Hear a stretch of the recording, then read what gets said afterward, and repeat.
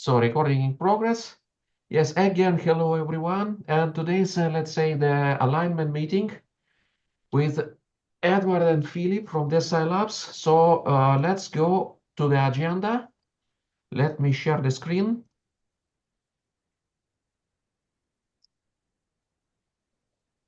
Can you see it? Yes. Yes. Perfect. So we have it on the screen, and let's go. Let's go. So the first thing we have on the agenda is an internal representation and the storage model. Or Edward, Philip, do you want to have an introduction? No, I think that's fine. You guys know us, right? Yeah, exactly. So let's start then with the first point, which is an internal representation and the storage model of the IDs during data exchange.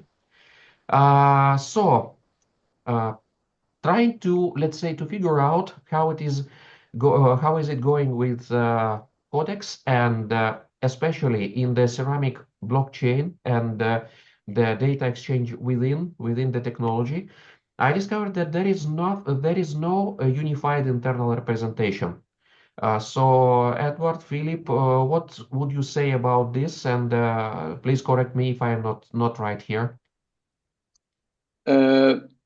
Not sure what you mean with unified Let's say, internal okay, representation. let me explain a bit. So once we are throwing the ID inside the technological stack of CODEX library, then is there any unified internal representation of these IDs, or some kind of, let's say, internal that's somehow string or the record or something like this, or a JSON record that represents all the data needed to be constant and unified once the persistent identifier is resolved and the underlying record is served for the user. Right. So if we start in one end here, without including the DPID registry, which is a on-chain contract mapping aliases. So basically you can assign like unique vanity names using the base PID. So if we kind of ignore the CODEX identifiers are just ceramic stream IDs. And these these are what's called multi-formats encoded. So at the bottom, if you decode that multi-format hash and resolve the block over IPFS or their new synchronization protocol called Recon, both are IPLD compatible, both use IPLD. So basically, the identifier contains a block reference, which follows the schema for the ceramic streams. And that stream itself contains some information about who has access to update that in the network. But most importantly, it also contains a JSON document. So the source data, depending on how you represent that, can be found natively by resolving the content address block that's contained inside the identifier. But then it's sort of up to you if you put the target data inside that JSON, and there is depending on what you want to put in there, that might not be a good fit. But that's that JSON data can contain an arbitrary reference to something else that's content addressed, which is the way we do it with the data drives on DeSci nodes.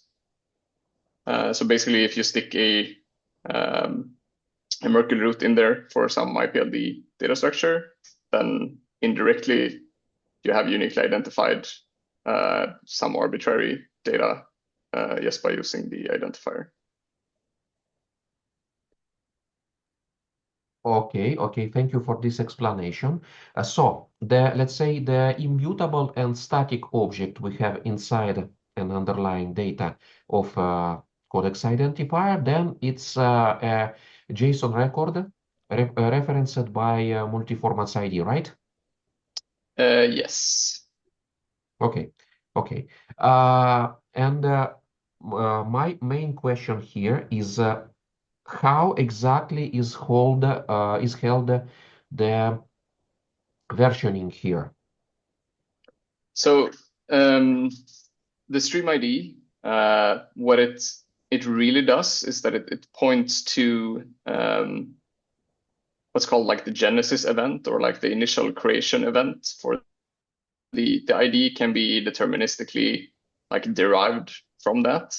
Yeah. So what it does is it identifies like the like the initial creator, or like the Git, like the init commit in a Git branch, for example, sort of analogy.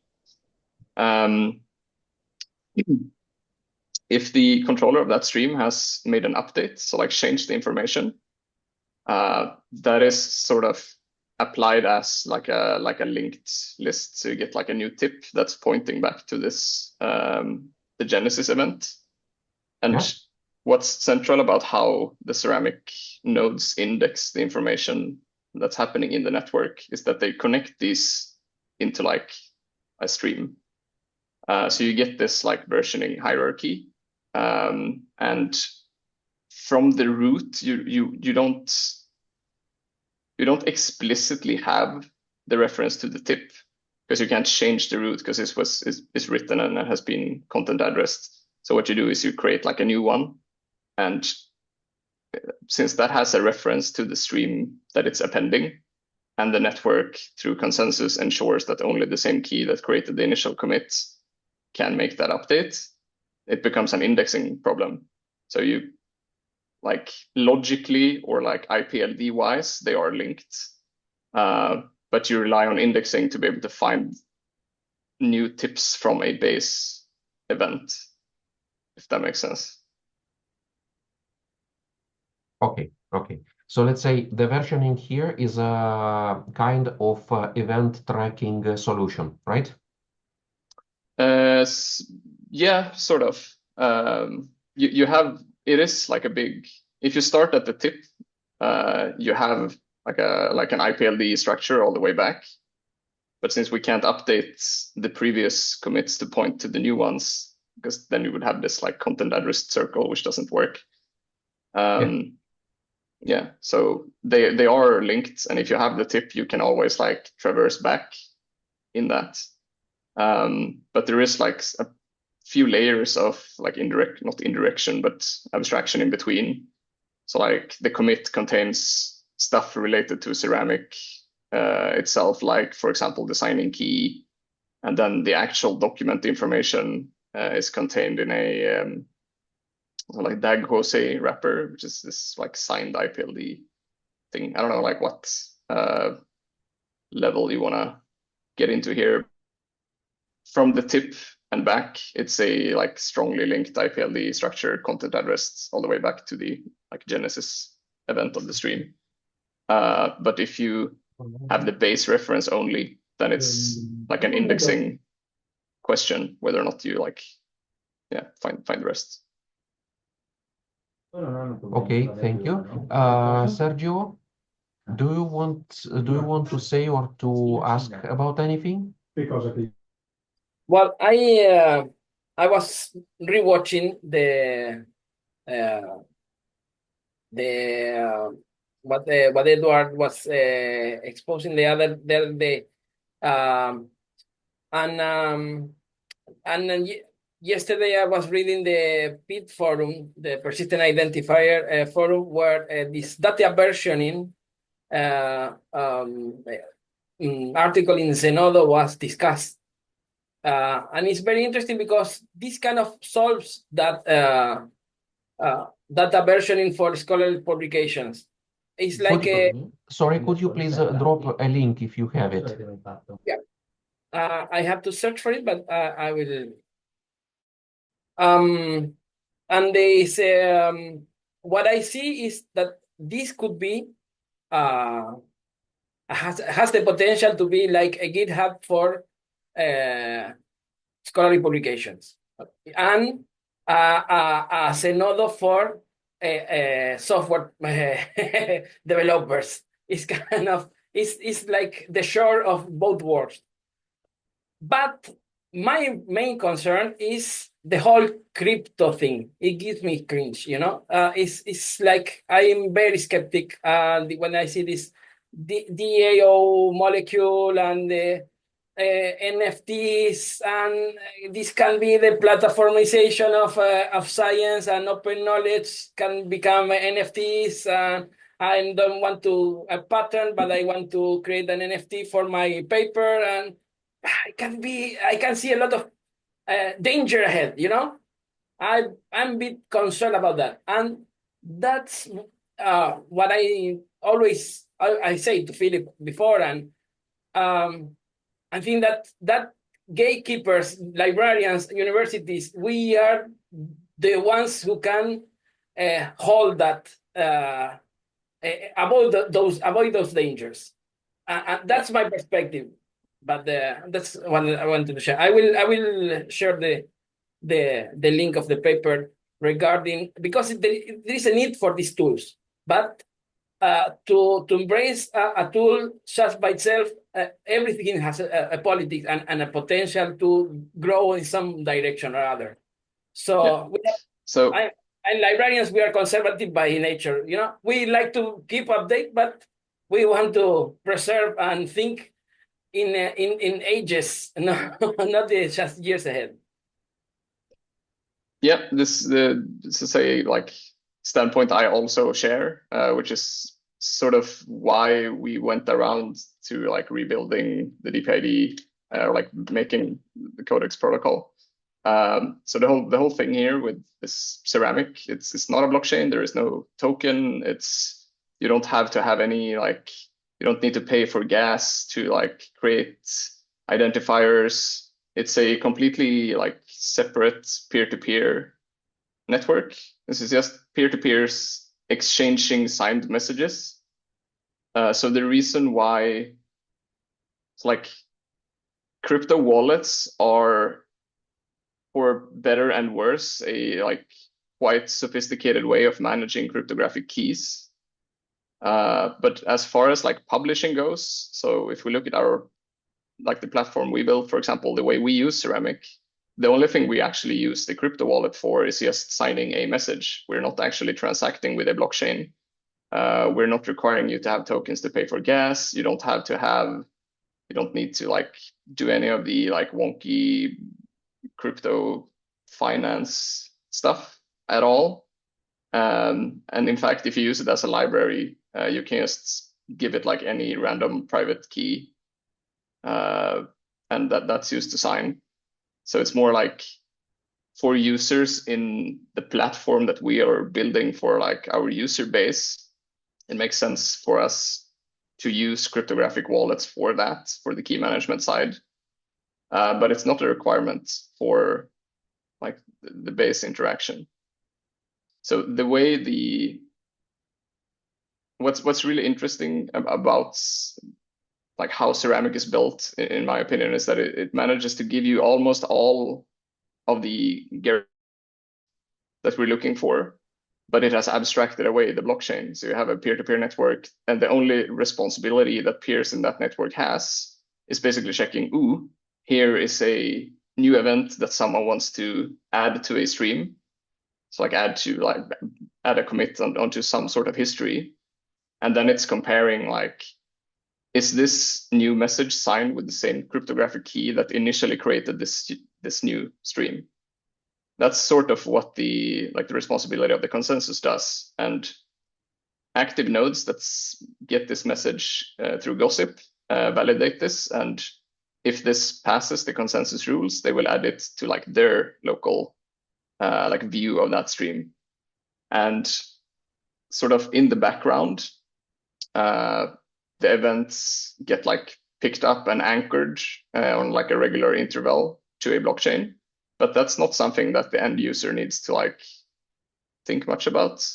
So you still have the same like persistence guarantee. You can prove something about time, for example.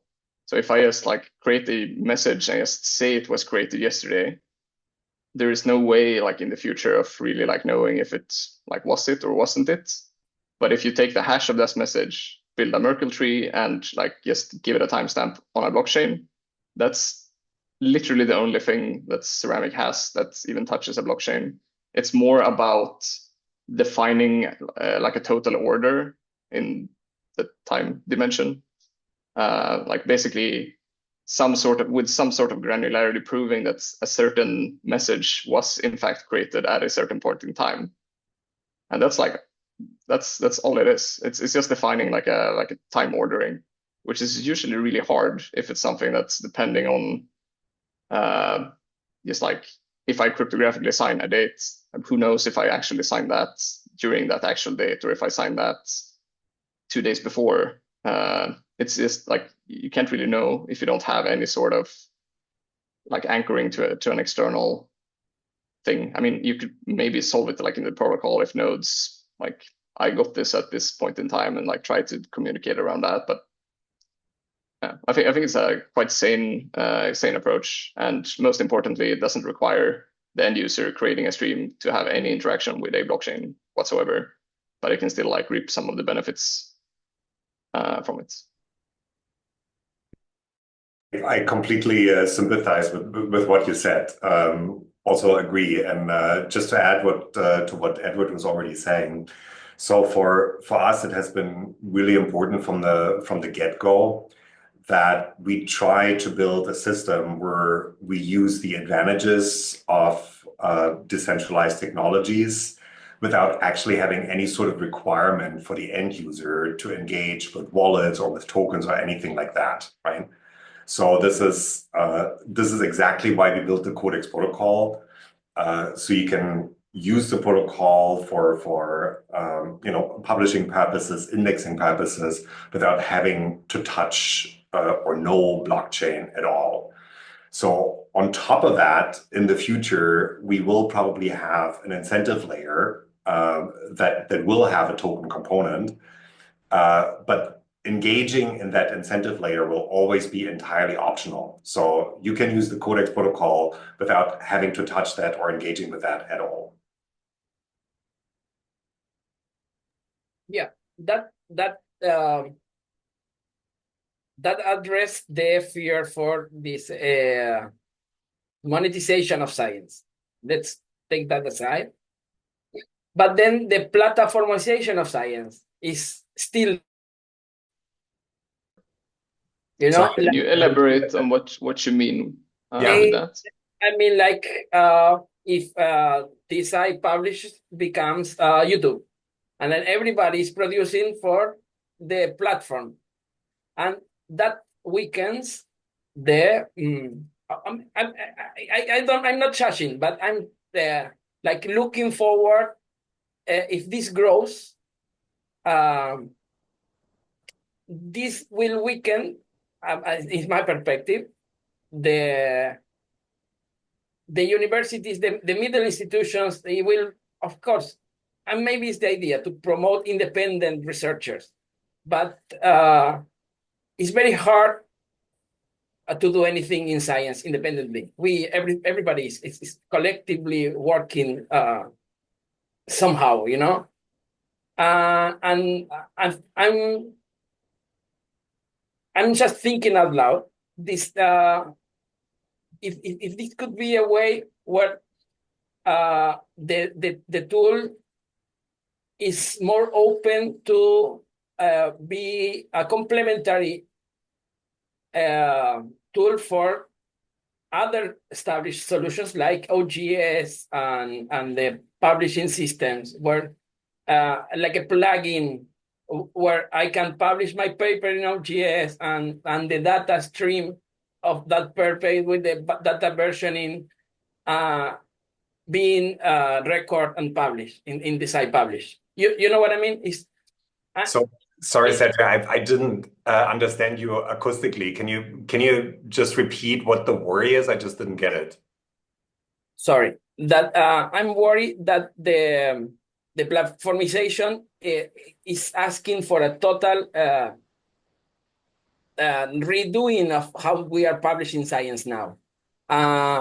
I will feel better if also we strive to decide publish. If it's thought as a complementary tool, not a total rebranding on Yeah. total makeup Yep. of how we're doing science. But I get it. I get it. if we make it a plugin for OGS, where the data stream could be there, or a plugin for this space, well, not to ask to the scientific community, okay, forget everything you're doing. This is the way to do it now. I think as we talked, it is the shore of two worlds, the computer world and the scientific publishing library world. I think we have to develop these connecting tools. So this is a complementary tool and not a total renewing of or So thanks for explaining that. So this is I completely agree with you. So this is really important, and this was actually the reason why we made this decision last year, that we wanted to invest into a complementarity and also backward compatibility with the existing system. So this is one of the major reasons why Edvard has, for example, developed this idea of the pseudonyms, right? So where you can basically have different identifiers that can serve as a pseudonym for the DPIDs. So that actually makes the system compatible with DOIs and with other types of identifiers. And so for the DOIs, we have already created that link. And because this is an open source project, in principle, anybody who wants to create a link with any other type of standard can go in and actually build that. There's nothing that stops people or us from doing that. Another way of putting it is they have the learning. It's not as much like a new platform challenging other publication methods. It's more of like a unified way of referencing information included in that publication. So then you can go publish in like literally whatever place you want, but you have a central point for that information where you can version and update arbitrary collections of data. So you can always persistently refer to any component inside of that bundle. So doing that today without using any like platforms that are more or less under direct threat for other like organizations' profits, like future profit prioritizations. Like there's nothing saying that like will open GitHub repos always be open? Like will Hugging Face always be like open and free? Will like Kaggle always be like as nice as they are now? Will the PDFs hosted by this or this company or organization, will those always be available? There's no way of doing that. Yeah.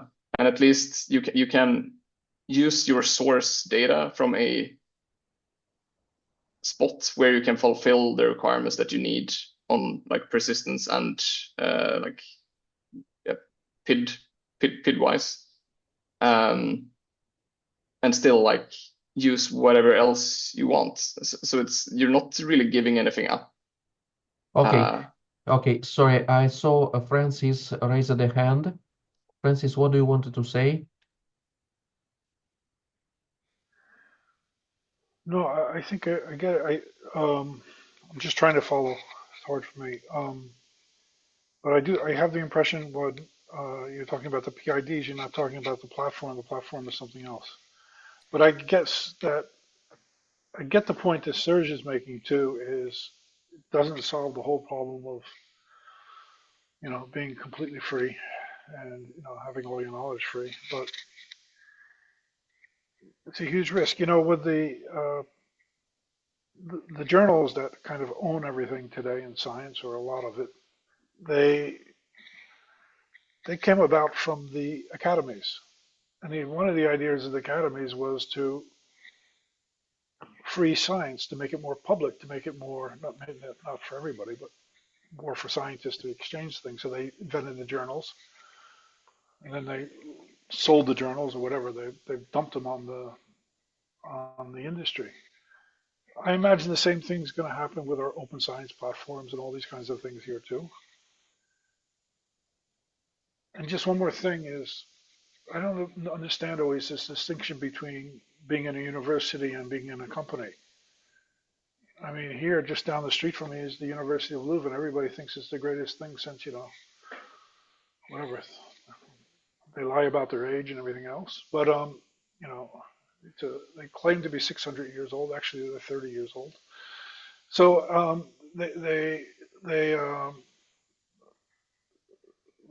there's no claim to being 600 years old at all. You can't do it. But it's a private institution, by the way, and it's run like a corporation. And Harvard and Princeton and every school in America is run by even the state schools are run by corporations. They care about their endowment. They don't care about their faculty or students at all. I mean, really, they just care about their endowment. So, it's the board of Harvard fires people. Can you believe it? They fire the. I don't know, if it's different in Brazil or Argentina or somewhere else, but I don't think so. Anyway, so I just think that we can't jump out of our skin entirely in this kind of stuff. It's a very good point. Thanks, Francis, and also about pointing us to the thing that it's called Web of Trust. So it's about, let's say, the distinguish between the, how the agents are trusted by the community. And please, Philip. Yeah, so just as a little comment on that. So I actually don't like it when DeSci Publish is referred to as a platform. It is not a platform. It is an open source software project. We're currently running it on hardware that we're paying for, but in principle, anybody can spin up that software on their own servers. And the data that is being stored through the CODEX protocol is being broadcasted to a decentralized network, right? So it's the IPFS network, where it becomes extremely difficult, if not impossible, to build data silos. And this is why I don't want to use this word platform. We made very conscious architectural decisions that should prevent exactly these type of things from happening. We do not want to have data silos. We do not want to monetize data. We do not want to monetize the content that scientists are producing. We want to create an infrastructure that allows science to be open and reliable and independent. And independence here also means that the technology can actually live on completely independent from DeSci Labs and the DeSci Foundation, right?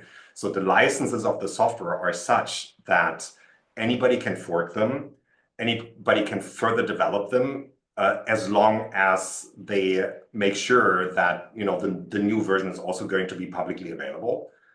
And that is a pretty decent, baked in guarantee that this technology cannot just be bought and either being shut down or being monetized or monopolized, right? So we basically did whatever we could to prevent exactly these things that you guys are worried about, because these are the things that we're worried about too. We see that in reality. We've seen that so many times, and we wanted to create something that is a viable alternative. Something out on the end there. We can also sort of separate it into the underlying protocol for the PIDs and discoverability, so the CODEX part. And then the app that, yes, we are running as a corporate entity. The app we could shut down if we go bankrupt or whatever we end up doing or succeed. And I don't know. You get the gist. But even if we wanted to, there is no way for us to control what's happening on the data layer underneath. We can't gate that even if we want to. There is simply not anything. It's not possible in the underlying protocol we use for the data storage and the communication. So the whole ceramic layer and the definition of CODEX as a set of models and a way of referencing files inside certain types of streams. That is entirely impossible for us to control, which, like, to me, that's the kicker here. That's the important takeaway. Here is also the pinning management for the IPFS. Did you have it implemented in the CODEX, or the pinning management is done using the third-party software? There is like a bunch of ways of looking at this particular question. As far as CODEX, the protocol, knows, it has no idea about data storage apart from the content of the actual stream.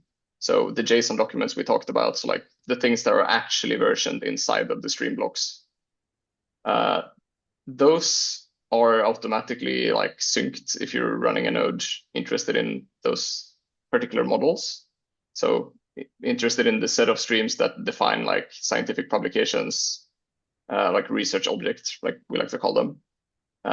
You can duplicate that, and this is not very like space heavy. It's quite efficient. But as far as CODEX knows about the content, if you link like a IPFS SID inside of that document to a 100 terabyte dataset, this is not like automatically duplicated into that same like storage layer. So there's like, from the protocol perspective, it doesn't assume anything about how the data is stored, who stores it, how it's accessed. It just cares about like, I am referencing this data here.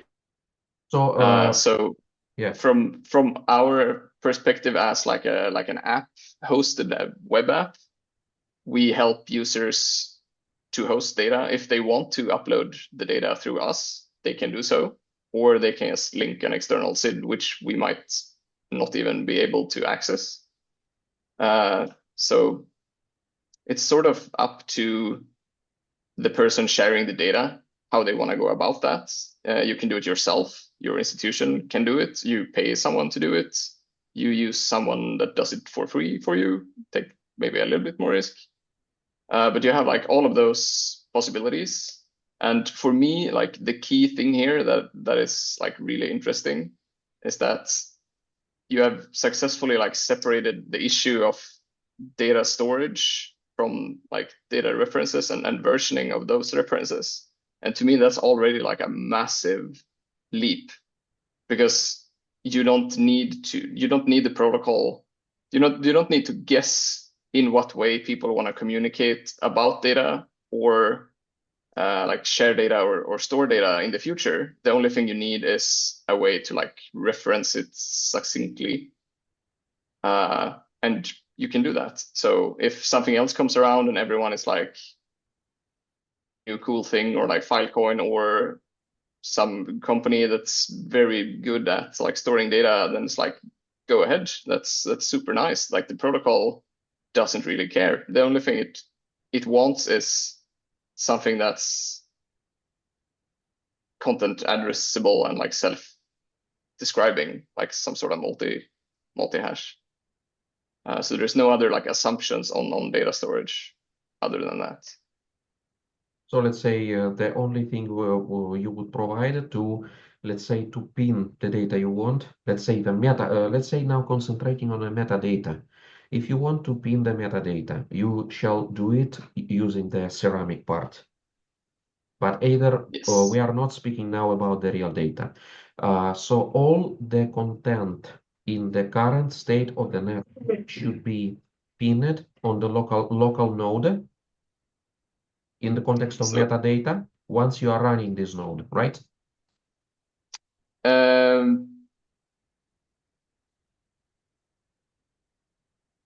So yeah, it's a key point here. The metadata, I mean the lookup database and then underlying records. Yeah, so there is like different ways of going about this. We have a... What's the current state? What's the current state of implementation? Yeah. Let's speak about this. Yeah, so the research object streams contain a link to the object manifests which is our way. It's sort of comparable to RO create. I think there might be like a deterministic translation in between. I've seen that function somewhere, but we don't really use it, but it's sort of the same. That currently is linked in as a SID, but it's easy for you to discover those SIDs and pin them, but they're not automatically translated at this point. But yeah, so I guess the important thing really is more like you have all of the source information for the publication and you have a representation of that in the same kind of wrapper. And anyone is able to like extend the types of metadata available on the platform by creating a new model that's like rewrites that in some other format that's more attractive for some reason and make that discoverable from the same publication without having to update that very stream. So it's possible to like, there is a representation of the metadata, but the protocol itself is like metadata format agnostic. You can extend to whatever shape and form you want, and you can decide to put that either inside of the publication or in the ceramic layer by creating a model for it. And like, okay, in the current implementation of your software, once, for example, someone tries to deploy it on its own server, then how he should be sure that he contains all the lookup database with all of the metadata? So that is the responsibility from the ceramic, syncing the ceramic node and saying I want to index the research object model will like through continuous peer-to-peer message exchange find all of the instances of those models. And currently you would need to find there is like a field inside that. There is like very basic metadata at the top. So at the ceramic level. And one of those fields, we have like the title, for example, and like maybe something else.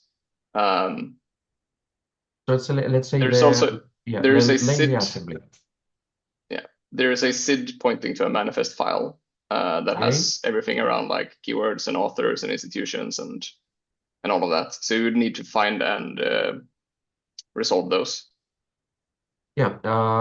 Yeah. Thank you for this comment. And this is because this was let's say one of my main concerns about this exactly this aspect, because once you are pinning some data from the metadata, let's say saying only about the metadata in the network, you should be sure that you will contain all of the necessary metadata inside the network to obtain the consensus.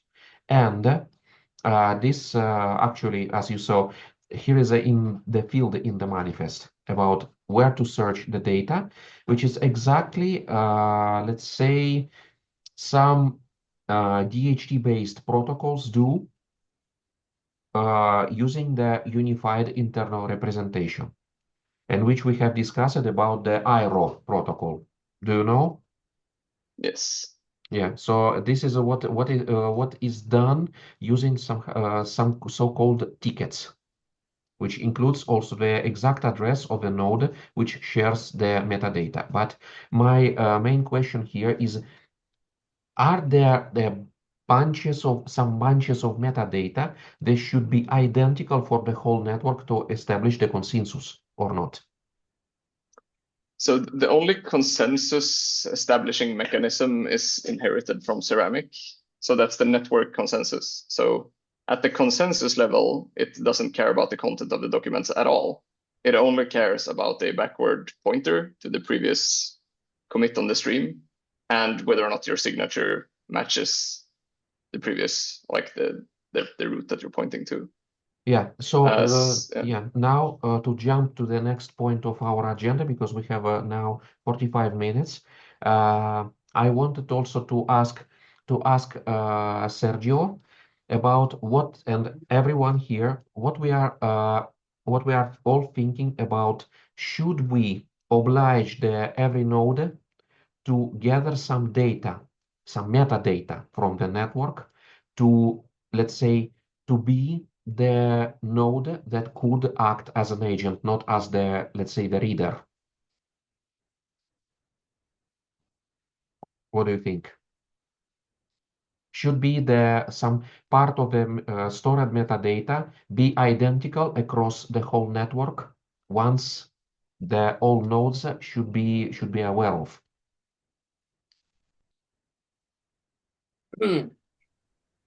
Yeah, and in that perspective, it would be like to initiate one stream with the metadata format, and then everything can be created after that, but it kind of weakens the whole spirit of the thing.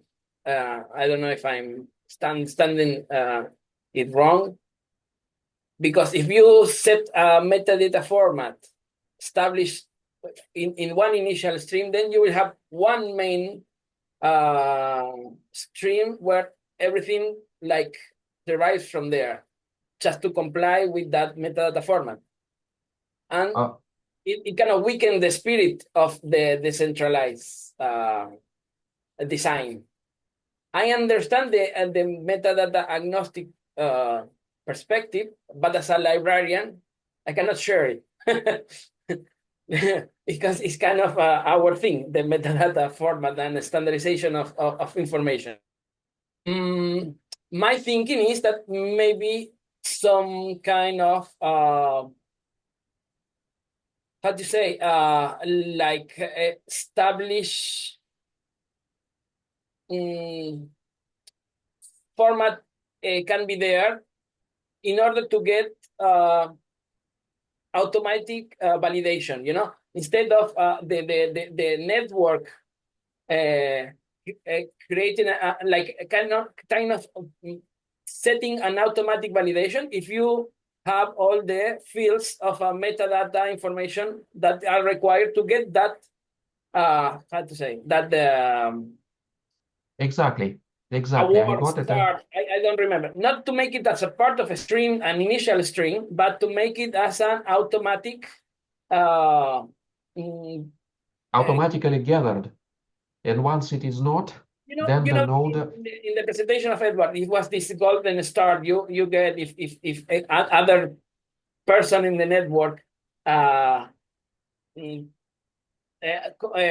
validated what you were your data was there, but some kind of automatic, to set an automatic star where if you comply with all this metadata, then it's like a journal article or a data, scientific data that was peer review. I don't know, different kind of, or to set up a format that is Dublin Core or any other one.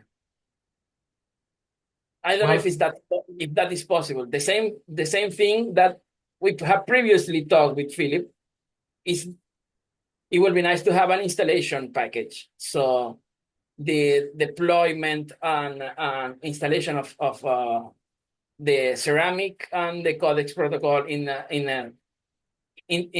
separate servers. So it helps with this. But I'm sorry, I'm not judging when I say platformization. You know, I know it's just the easy way to see the danger, to express the danger. I don't want to say that you guys are trying to become a platform.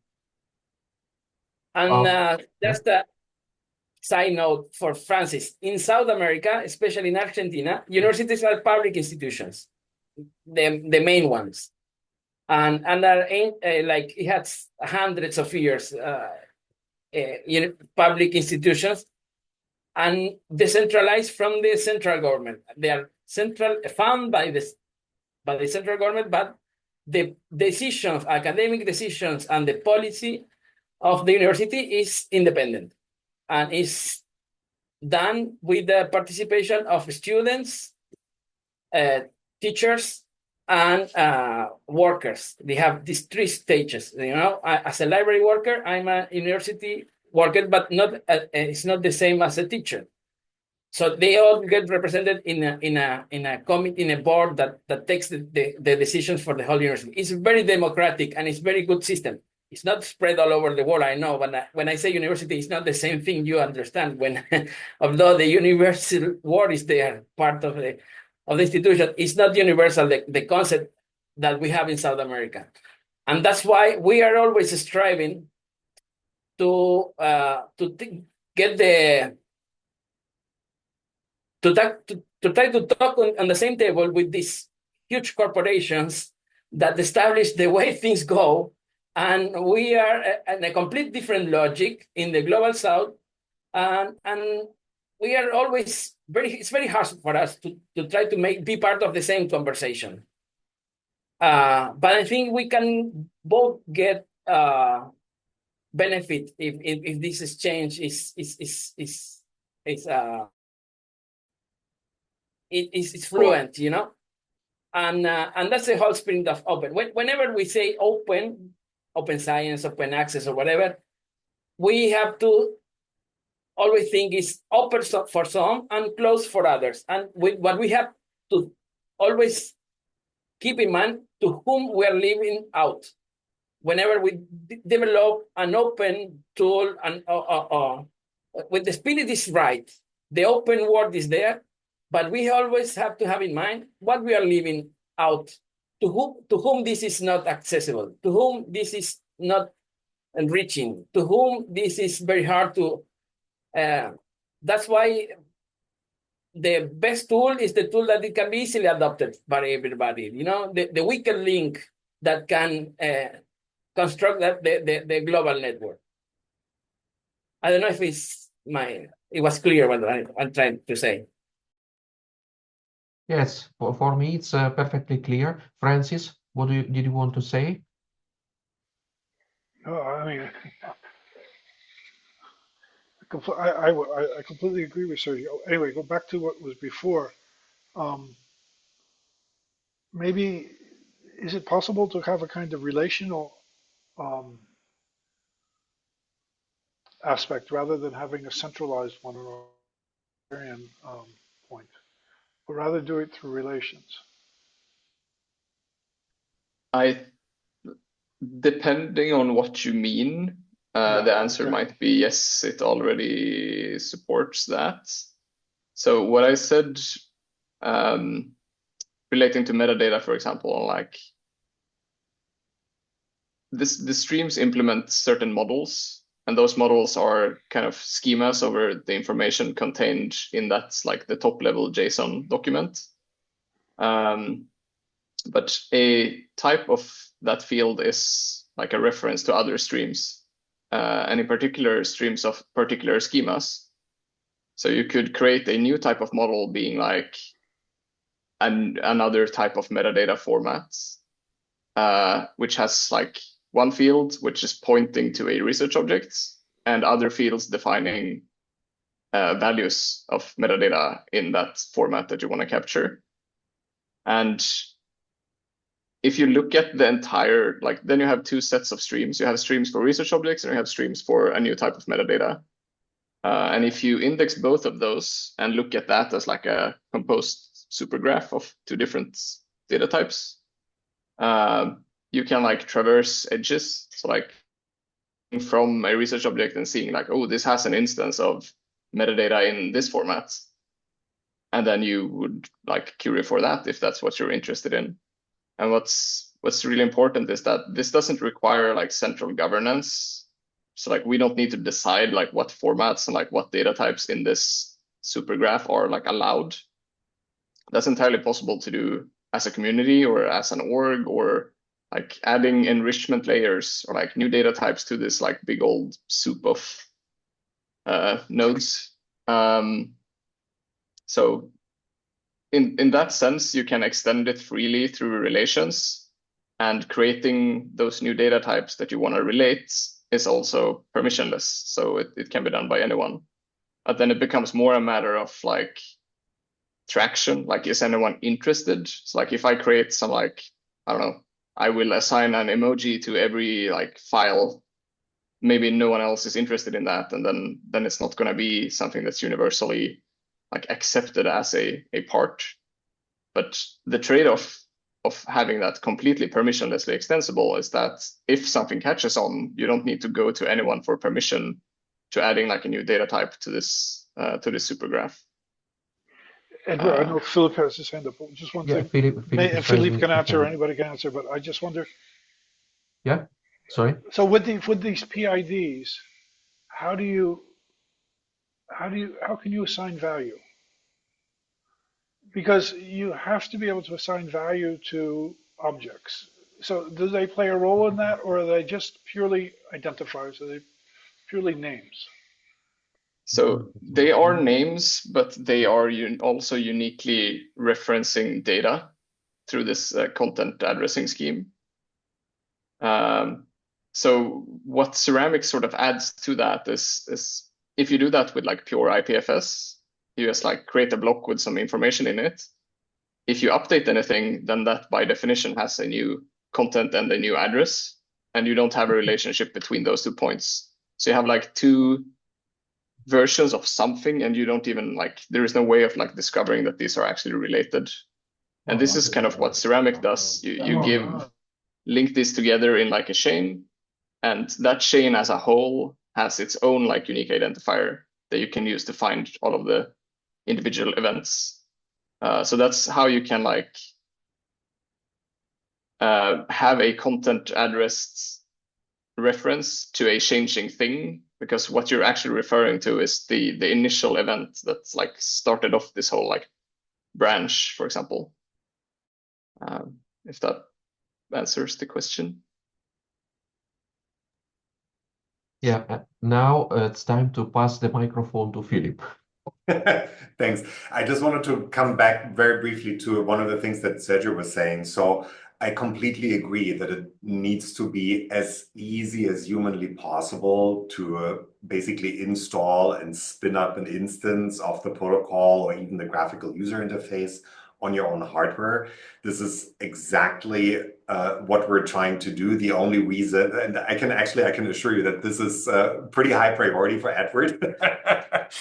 The only reason we don't have that yet is because we're a very small team with very limited resources, only very few people. So there's only that much that we can do in a limited amount of time. But this will come, and I assure you that this is absolutely a priority, because it's necessary to make what we envision a reality.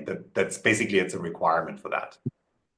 Please don't hesitate to use the Debian package for IPFS I've created. Nice plug. Also the danger there is that, let's say Crossref accepts all the benefits of this I publish can give as a complementary tool to DOIs. And then easily they can throw everything using your tool, and then you will be only serving Crossref. If you don't. So I need to tell you a funny little story. So Crossref had their annual event a couple of weeks ago, right? So I actually submitted a proposal for a talk. So I actually wanted to talk about DPIDs and the CODEX protocol and all of these things. And they rejected the talk because they said, well, this is not what our members typically do. And it was clearly, so they do not want to have competition. And my reply to them was like, hey guys, let's talk. I don't think this is competition. We're literally building something that is like complementary to what you're doing and actually improves it. But it's also obviously open to all different other sorts of things, and like complete crickets. Like they never got back to me. So I'm pretty sure that with what we're trying to do here, that we're not only making friends. Yes, this is why I included in our agenda the point about auto-monopolization. This is a kind of, let's say, how the people are working with it. To be honest, just for a little remark, to be honest, what I really was trying to, let's say, to involve in the concepts we are developing now is, let's say, once the node enters the network, should it be something like, for example, just for example, the IPLD name addressing the repository of, let's say, just a technical repository of a let's say, unified internal representation of the PID, which should be unique through the whole resolution process. So, for example, in our case we are discussing now, it should be the same on the entry point. It should be the same within ceramic smart contract. It should be the same, for example, within before it will be transposed through the lookup database to the multi-formats record, something like that. And once the node sends back the hash representing the current state of this, let's say, technical repository placed anywhere in the decentralized network, then the agent owning this node acquires the right to sign the records. This is what I am trying, let's say, to involve because of the following reason. Once you have explained how ceramic is working over the smart contract, I realized that it's, let's say, stateful in according to the time. So we are tracking for the timestamps, and the versioning the objects is using the timestamps on the, let's say, the local node, and then the network somehow verifies these timestamps. Please correct me if I'm wrong. But yeah, please. So the timestamp it's only of importance in tie breaking as far as the protocol consensus is concerned. So it's more if you try to like change your history, then the other nodes can know that this is indeed not an old event, so you can't rewrite your history. That's like the core reason why the timestamps are there. And then as a user, it's sort of nice to have some notion of like absolute time where things happened. But it's like the versioning is done by like linked hierarchy. So this like linked IPLD lists, that's what controls like what's version 0, 1, and 2. And the time is more used as a like validation mechanism in case someone is trying to like be sneaky about stuff. Yeah, so this is, let's say, versioning in terms of actually the entries in the list. Okay. Sergio, yeah, please. How many people can share a private and unpublished DSI publication? I mean, if I have my identity and I create a data stream, it will. Can I make it visible to others without being published, or is only? Sorry. So from the nature of like how these things work and how the events are communicated, if it's accessible by anyone else, then it is public and you can't really take it back because you threw it out with your cryptographic signature on an open peer-to-peer network. Maybe no one like if you like request someone to remove it, it's sort of like if you publish something on your homepage and then remove it, then like yes, it's gone, but it could still be out there somewhere. Well, I mean, and it's more permanent than that. But is your question, can you publish something without others seeing. Limited to a particular group of people. If I can publish, limited to a particular group of people. So, for example, I know there was some there's some criteria where how to say the the publishers and editors will not just say, okay, your tool is better. Here you are. Now you're the boss. It won't work like that. So whatever they will try to say, okay, but this work was published on this side, published, so it's not an original. It's not an it's something published before, so it cannot be accepted in this journal. These kind of things will happen. So if you can like privately, like when the Google Drive you always refer to as an analogy, when you share with the people with the link or a particular set of person that can have access to this, so you can control the published aspect of the public aspect of a work in progress. And also a question regarding the licensing on derivative works or the different grades of Creative Commons. Of everything is CO by default, CCO by default if it's published in the network. Kind of things also will be of consideration in the academic publishing. Philip? Yeah, maybe I can take that one. So there are several layers to this. So the first one is that if you publish something on our network, you choose the license under which you publish your content, right? So we have a variety of CC licenses, we have a variety of open data licenses, and so on and so forth. So you choose as the author what license you use.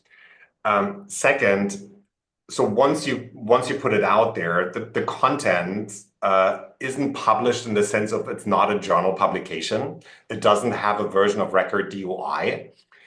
You may get a DOI, but it's a DOI for posted content, not for a journal publication, right? So this, like having journals is something that will come much later. So you can think of it as being equivalent to posting your work on a preprint server or on Zenodo or on Figshare, right? So it's very similar to that. And then, like, can you share your work only with a certain number of people? So can you basically control who has access to the content that you're putting on the network? And sorry, keeping in mind that we are publishing only the metadata. Oh, okay. So you're only thinking about the metadata. Okay. Yeah. So then, okay. So for the metadata, I'm actually not 100% sure. I need to bounce that back to Edward. But for the actual content, there's basically two answers to that. So first, there is a phase where you're basically creating your research objects, and you haven't made it publicly available yet, right? So this is basically, it lives in the staging area. And while it is in the staging area, you can obviously invite your authors to have a look at it and to contribute to it. But once you say, okay, now I'm putting it out there, then it's public. So then in principle anybody can access it, except if you would run this entire tech stack on your own server, which is private. So it is then it should still be possible that you make the metadata available, that that a data set or a manuscript actually exists, and it may exist behind a paywall or behind access restrictions that you are putting in place, but you can still broadcast that this exists and it has this and this ID. Edward, please jump in and correct me if I'm wrong about this. Yeah, I'm gonna add some nuance here. This like staging area thing, we need to like separate that out, because this is like a feature of our hosted web app as a service type thing, and that stack is like harder to run. It's not as straightforward. It's a fairly sizable software project with like multiple services and stuff. But so that works under the same like principles as like you send us the information, we can like hold it and like give you like a drafting area for it. Like you can change what files you have included. You can change you like set up the metadata and stuff. And at that point, it doesn't exist like it doesn't exist as far as the protocol is aware. It's more of like a whiteboard space for you to like build up your publication before it goes public. So that's like the first part. So the protocol itself does not support that, but you can build apps that allow users to do this. And we have like, you can like share a link in exactly the same way as like that allows you to like view the content of an unpublished research object. But yeah, so we're like super clear where the line for the protocol starts and like where the like app functionality lives. And then the second thing Philip was referencing here is that even if you publish like the work or like the wrapper, you can inside that like the file tree that's associated with that publication, it's entirely possible for you to add CIDs that no one else has access to. So you can have data privately and still like put the address to that data inside of that tree. And when I get there and try to resolve it, I won't find it because it's like you haven't made it publicly available. But if I ask you and you send me that data, I can verify that it's indeed the same information that was referenced in this tree. So you can like sort of prove that you had a data set that allowed you to like deduce this information.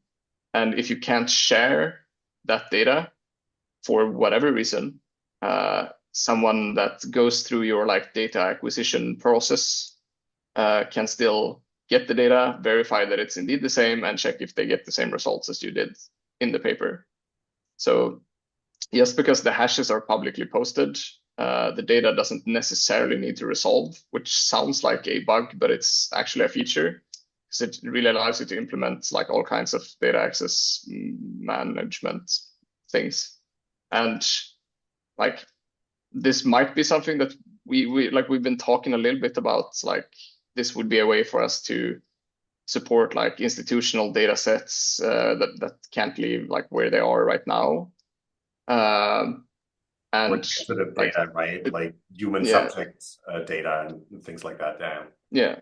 And it's impossible to include them in like the logical file tree, but the actual file is not there. And you can like mix this freely throughout the file tree as well. Like some leaves, like in some like folders in that directory structure might not be publicly available. Some are kind of. Yeah, Francis, please. Sorry to do this, but Andre, yeah, I just come here because you guys are so interesting and I like philosophy. But could I say something, or could you say something maybe about what we were doing yesterday? Because the thing is, I agree with Sergio, even though I won't tell him that. But I think that the only way I think that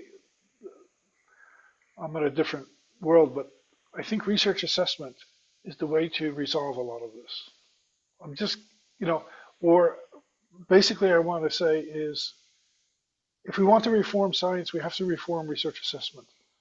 If we want to reform, doing the reformation of research assessment means doing it in the language you guys are using.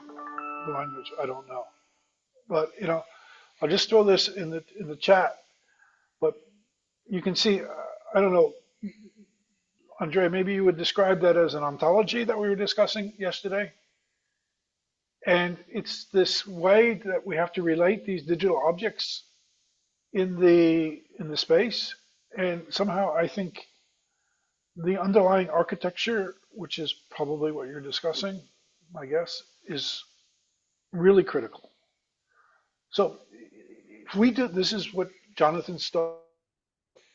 If we they're doing this, not me, and the other people in the group. And I think they're doing a really good job. I think they have a really good approach. It's a really good methodology. You can say something else.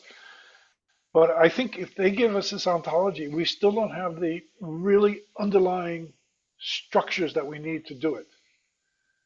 But what with this kind of thing is, and maybe with what you're talking about with the DPIDs is, there's a way you can select, you can choose, you can decide yourself what you want to use, you can decide your relationships that you want to build. So I just think that this is an advertisement, sorry, but I just think this is what I'm interested in, and I don't think that we can do it without the kinds of minds that I'm looking at on my screen. Yeah, just let's say speaking here about the ontology we have, it's about the research assessment. Let's say in my point of view, this is why I now highlighted the fields on which I participated in the discussions yesterday. It's about, let's say, that the research assessment task and the identification task, they are quite slightly different. But when it comes to the assessment, we are coming to, let's say, to building a web of trust, always. And when we are speaking about, at first, the term versioning that we are using constantly, it's the same for the research assessment and the identification. Because once we have something addressed by its content, this is why I included here the field, Francis, client-side reproducible PID. This should help us to take the, let's say, non-amendable state of the current, let's say, metadata. And this is about the research assessment. Once you are having the state and you have signed it, then it is open for the assessment with all of the criteria we have in this table, for example. It is not. And, I just want to say, if Koara knew what I was doing, they would shut it down. I'm absolutely. So I want to build. I want this built quietly. The way they built Europe, nobody noticed. So I want them to build it really quietly and let it just happen. If we get this, and the other thing, I don't like to say these words, but Sergio will like them. I mean, talk about inclusion, talk about equity, and so forth. And this is a basis for trust. I'm sorry, even I have to admit that. And if we build it like this, and we get somebody because the commission is interested in this. They don't know what it is, they don't know anything about it, but they're interested because they know they need it. They absolutely need it. And they want to use it for the Horizon program, so for funding. But if they use it, my one thing I've always said from people from the very beginning is, whatever we do in this project, it has to be portable. In other words, somebody else has to be able to take it, not just adapt it, but they have to be able to lift it, take it, and put it somewhere else. So I want to build it in a certain sense with EGI on the European Open Science Cloud, but I'll walk away from the project the moment it's not portable. The moment that somebody can't take it and put it on the African Open Science platform or on Ngosk or somewhere else. But if we have this underlying infrastructure, which is the real underlying infrastructure, is what you guys do, because we cannot build research assessment in PDFs and Excel files. We have to build them in the digital space. Yeah, in the context of the, let's say, metadata and the shared data with content addressing. This is why I have included. Philip, sorry for, let's say, holding you here, but it's the last comment I wanted to place. It's about, let me open again the agenda. Sorry. Yeah, it's about the authoritative agents. because the concepts why I was including here this point, it was about exactly the depth of trust using two existing concepts. One of them is version control systems like Git, which actually they don't have a possibility to amend some data and some metadata, sorry, some metadata. They have only to store and to place as exactly as IPFS does. But the next is, let's say, the state of authority. It's like it is defined in the specification of DNS protocol. Because once you have published something, or you are sharing the link, or you are sharing the metadata, then you should have at first the state of authority. But the state of authority should be also, let's say, it should not be obliged, no, obligatory thing, but it should be possible to sign it from someone else. This is what I am thinking about. And this is why also let's say, the client-side reproducibility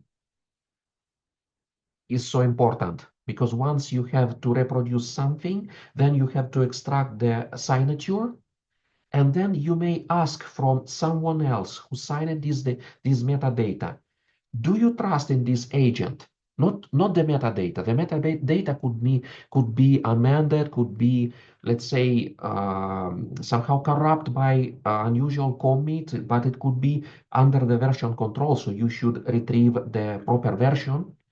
And to retrieve the proper version, you should have a possibility to ask the agent. And this is about the research assessment, what is Francis is speaking about. So let's say here, I think the point of, let's say, sewing together the two ontologies. Yeah, just to say something too, trust will never be a single variable, right? Yes. You will never So, trust something on the basis of one. You won't trust it because Francis said it. You might trust it because he said it in this room at that time with these people there, and he had this evidence with him. But it's never a single variable, right? of course, this is The yes. the other thing we have Yeah. to think about, or you have to think, I think, is the word sovereignty. It's a very complicated word. It's a very complicated concept. But it can be used as a sense of authority, but it can also be used as a sense Sovereignty. of respect and Yeah. identity as well. So what I hear when Edvard is speaking about this, there's a sovereign aspect to it. You share what you want to share. This is very important. We don't share everything in life. Okay, so yeah. Yes, I think it's very good point for Philip and Edward, because this is what, let's say, I don't see within neither ceramic or either IPFS. We don't see in the bitstream the already implemented encryption. So it's yielded to an end user. And this is a big question that we should, let's say, implement state of authority concept and the encrypted by default concept. And this is why I was mentioning somehow the distributed hash tables, because it's to download something from the hash table, you should request the public key.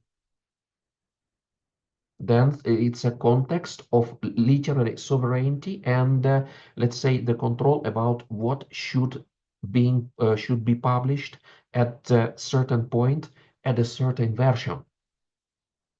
And this is why somehow sorry, Philip. Yeah, thank you very much. Thank you very much. And this is why we should always keep this in mind. And this is why I wanted to ask Edward about if it is somehow possible to be implemented within the protocol. And also, Francis, I now pass the microphone to you. No. I said one thing though have to think about the relationship between sovereignty and authority. Both have a place, but both are needed too. I'm sure both are needed. So there is sort of a lot to unpack there, Andre, but I am personally not convinced that the underlying base layer needs to have encryption support. I think that can be solved by like arbitrary access gates to the actual data that you want to protect. But with that said, I know there are like implementations of like combining stuff like okay,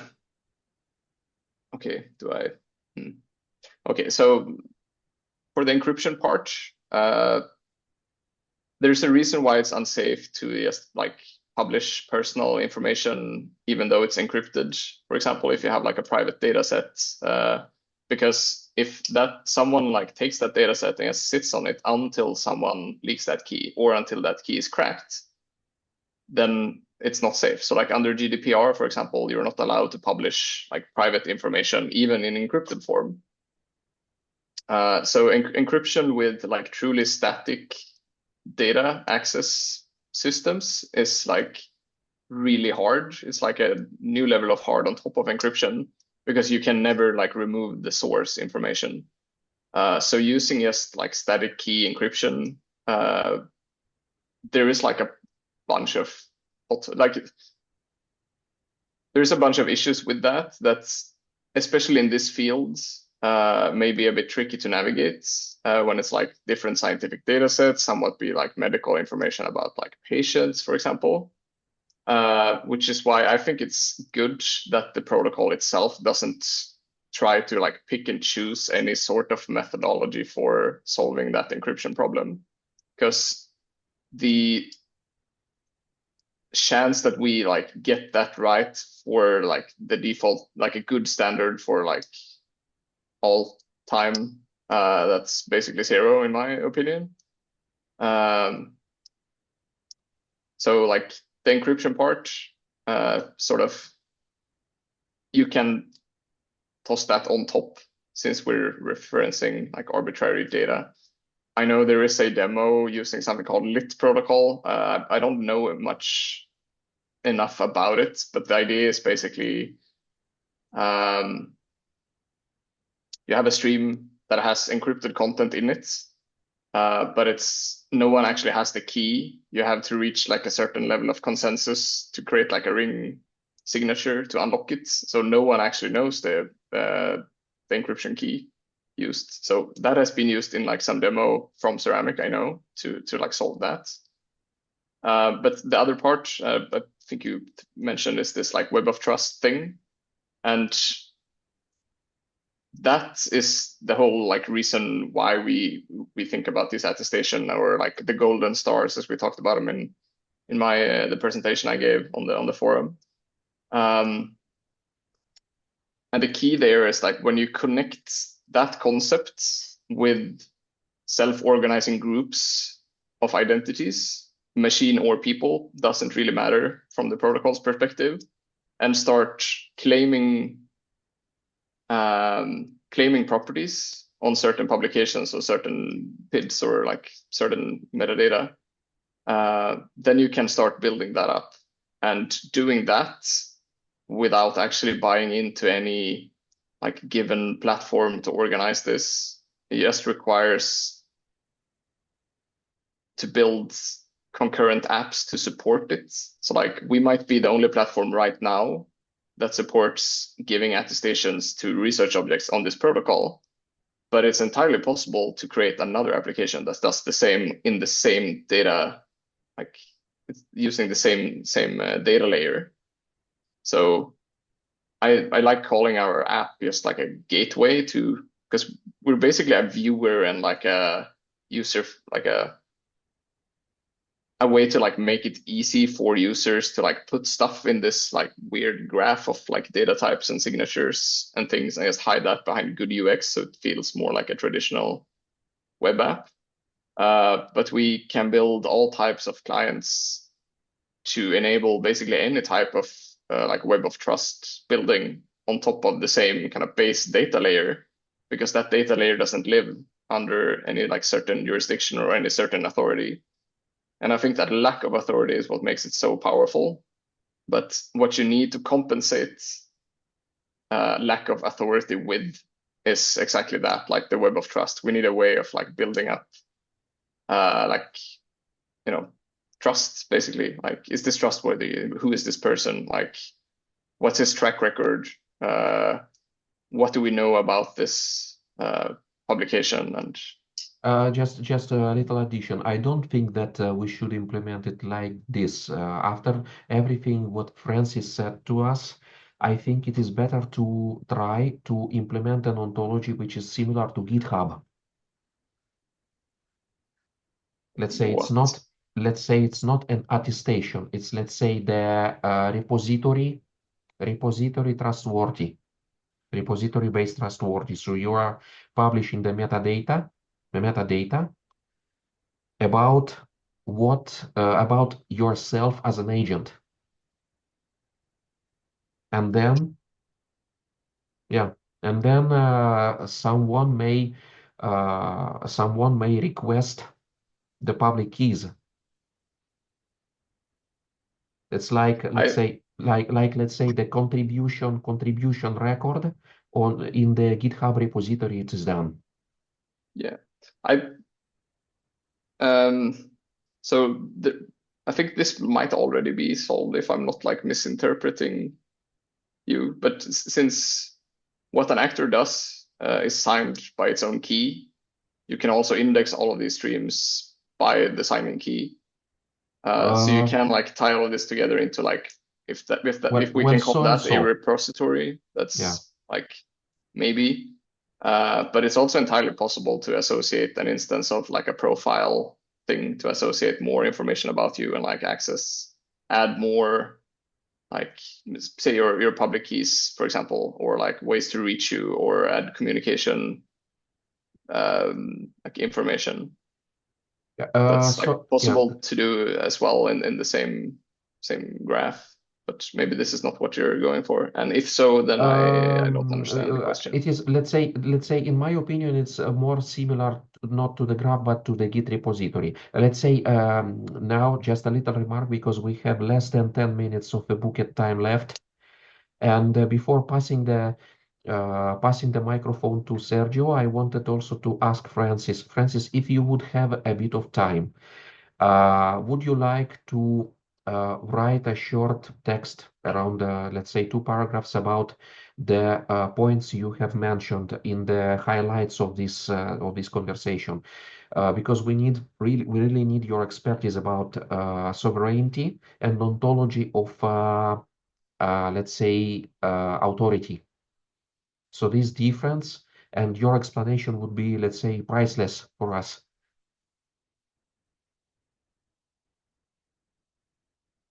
Sergio?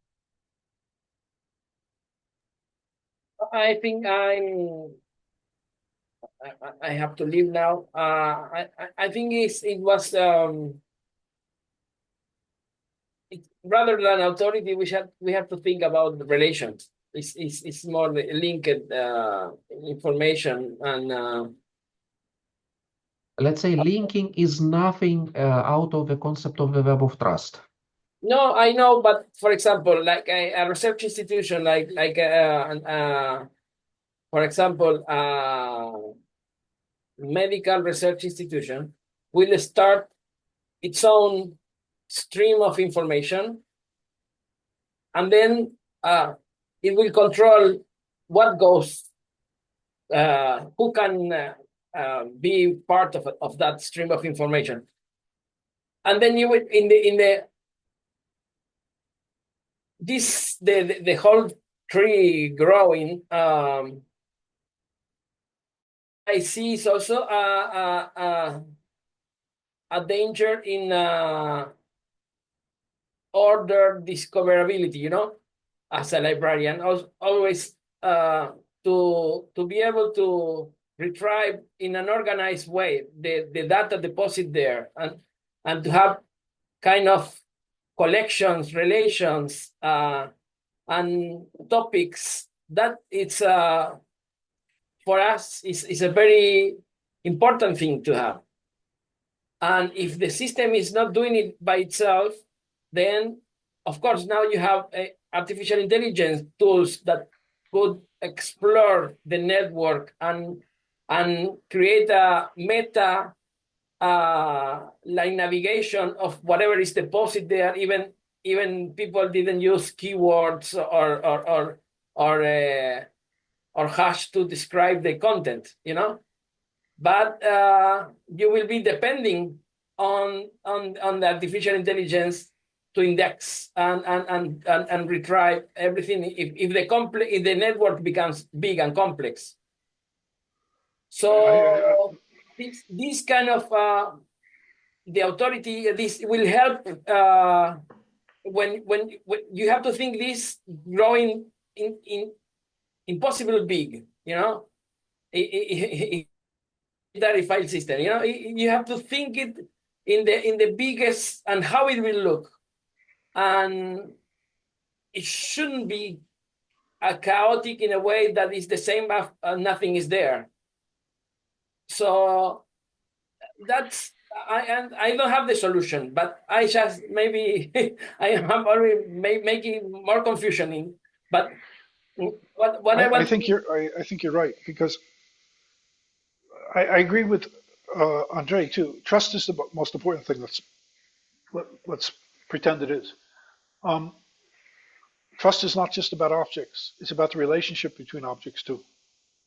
I think one of the most interesting fields right now going on in biology, for example, is spatial omics. So people suddenly wake up and realize that the relationships, the topology of things, whatever they are, matters. And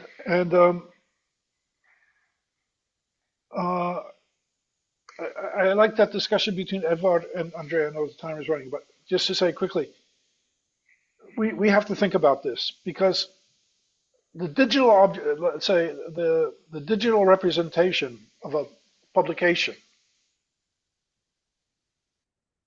the same as the digital representation of a person is the same as the digital representation of a digital object, right?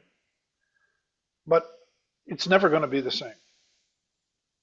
So in a certain sense, from a digital standpoint, it's the same. It's just one object among, Edvard or Sergio or Andre, they're all just one object among many objects. But like for the research assessment, it's going to be really important. And then the other thing I have to know sometime is I want to know about the attestment that Edvard talked about. That seemed like a really strong point there. I don't know what it means exactly or how it works, but that seems like really interesting.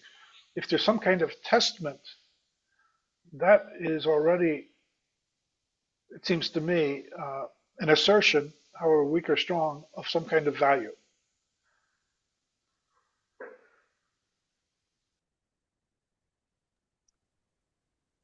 Yeah, I agree, and I think we should definitely drill into that more, but at some other time. So I'm not even gonna try to respond right now, because I also need to run, unfortunately. Yes, and guys, we are running out of time. So, yeah, it was really great conversation today, and the recording will be published as always on the YouTube. And then I will try also to obtain the good transcript and AI summary, because you saw I didn't have a time to take big notes. I am not so good in doing this as Eric was.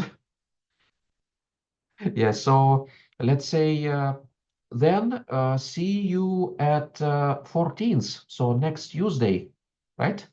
Sergio, would you be able to connect? I don't hear you. Sorry, I will try. I'm in Uruguay, and I don't know where I will be on 14th. Okay. Okay, so then probably Benkyo and other guys may come. Francis, will you be able? Yeah, I'm gonna do absolutely my best. I might have to travel that day, but I've also been planning on fixing it into my travel, so I'll try. I want Okay. to be here. Yeah. Okay. Thank you very much. And Edward, yeah, will you be We're able to connect on next Tuesday?